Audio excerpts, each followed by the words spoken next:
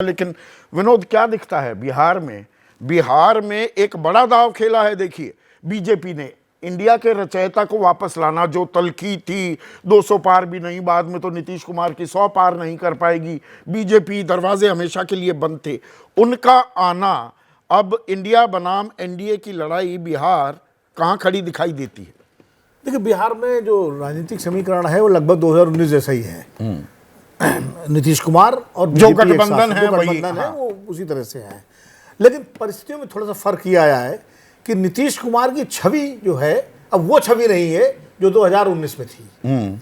19 में एक बार वो लालू जी के साथ पहले 15 में गए और उसके बाद फिर वापस आ गए, लेकिन इस बार तो बार बार ऐसा हो गया।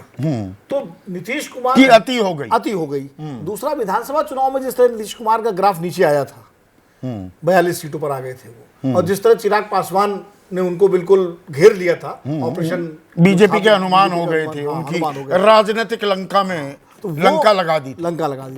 वो नेताओं में भले सुलह हो गई हो, लेकिन नीचे के स्तर पर जो वोट है, जनाधार है और जो कार्यकर्ता वर्ग है, उनमें क्या वो तलखी खत्म हुई है, क्या वो एकता खत्म हुई है? मुझे लगता है इसकी भी पड़ताल की जानी चाहिए बिहार में। दूसरी बात है, जो नीतीश कुमार की छवि पर असर पहुंचा है, उसका असर बीजेपी पर भी पड़ा है। बीजेपी का अपना कार्यकर्ता जो बार बार इस बात को कहता है कि भारतीय जनता पार्टी को नीतीश कुमार के कंधों का सहारा नहीं लेना चाहिए था और अपने गठबंधन के साथ अकेले लड़ना चाहिए था, वो अगर जहां जेडीयू के कैंडिडेट हैं वहां अगर वो घर बैठ जाता है तो निश्चित रूप से उसका असर एनडीए के परफॉर्मेंस पे पड़ेगा। तो मुझे लगता है 2019 से परिस्थिति बदली हुई है और इस बार 40 में 39 तो नहीं आने वाली किसी भी सूरत में।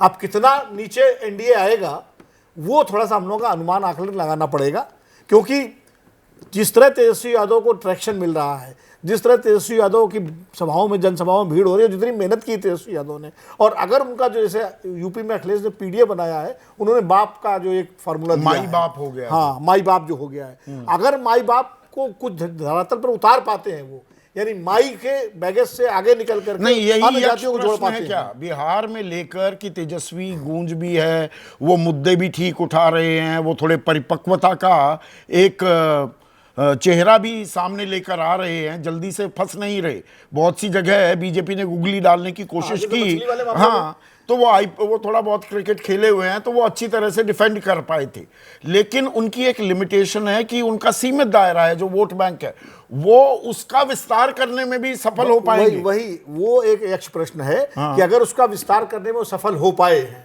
और उनको यादवों के अलावा, मुसलमानों के अलावा और राजपूतों का एक वर्ग जो आरजेडी के साथ रहता रहा है, उनके अलावा अगर उनकी अति पिछड़ों में उनकी रीच बढ़ रही है, नौजवानों में खास करके, जो नौकरी को इन्होंने एक मुद्दा बनाया है, अगर उसको वो तोड़ पाते हैं उस जड़ता को, तो निश्चित रूप से परिणाम इस बार बिहार के बहुत अलग होंगे। क्या कह रहा है बिहार, कन्हैया?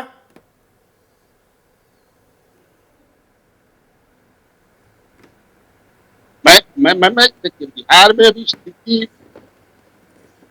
19 से एकदम उलट है। तब न प्रधानमंत्री इतना यहाँ समय दे रहे हैं, आप देख रहे होंगे कि कल परसों भी प्रधानमंत्री 2-2 मीटिंग करेंगे, परसों कल ही आ जाएंगे प्रधानमंत्री, कल ही आ जाएंगे, यहाँ ठहरेंगे, रणनीति बनाएंगे, क्योंकि वो समझ यहाँ जो सही बताया इन्होंने कि जमीन पर तालमेल नहीं बैठ पा रही है, दोनों के वर्कर्स में तालमेल नहीं बैठ पा रही है, और यहाँ जो पवन सिंह के खड़ा हो जाने से, उपेंद्र कुशवाहा बहुत बड़ा नेता है कुशवाहा समाज, इसको लेकर के अब उन लोग के दिमाग में है ये कि कहीं बीजेपी तो नहीं खेला कर रही है, हमारे नेता को हराने का कोई षड्यंत्र तो नहीं कर रही है।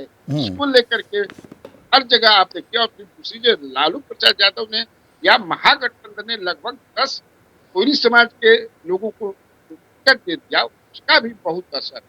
और ये जो मलाह ये सहनी जो आ गए इनके साथ, मुकेश सहनी, इससे तो 54% कहाँ सवाल, एकदम मतलब फिर भी जो है अभी की स्थिति में अगर हम कहें तो अभी हम जब महसूस कर रहे हैं, नहीं भाई 54 से नीचे भी आएंगे। देखिए कन्हैया भाई, 54 से नीचे भी आता है एनडीए का गठबंधन का वोट शेयर, तो कितना नीचे आएगा?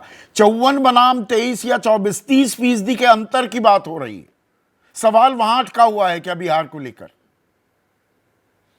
द गैप इज टू अरे बिग टू बी फिल्ड। क्या ये भी एक हकीकत है? 22% हमने,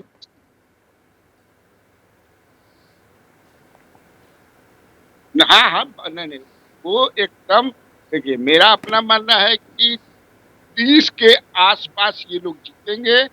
10 सीट जो है इस बार निकाल लेगी महागठबंधन बिहार में।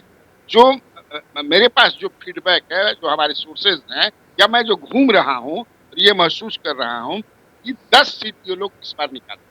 तो इसका मतलब, मैं पलट कर इसका फिर एक और पहलू ये हो जाता है कि नीतीश कुमार, जिसके बारे में हम कह रहे हैं कमजोर कड़ी तो साबित हो रहे हैं, पर दरअसल नीतीश को अपने खेमे में लाकर बीजेपी ने अपने लॉसेस को लिमिट कर लिया है। जो नुकसान शायद आधे भर का भी हो सकता था, 50% तक का, उसको 25% नुकसान पर लाने में कामयाब हो गई है बीजेपी।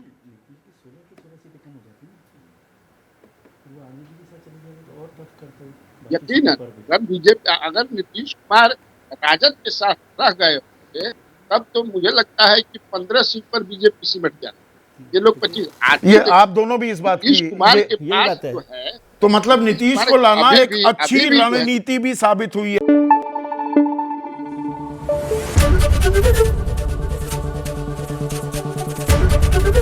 एबीपी न्यूज आपको रखे आगे।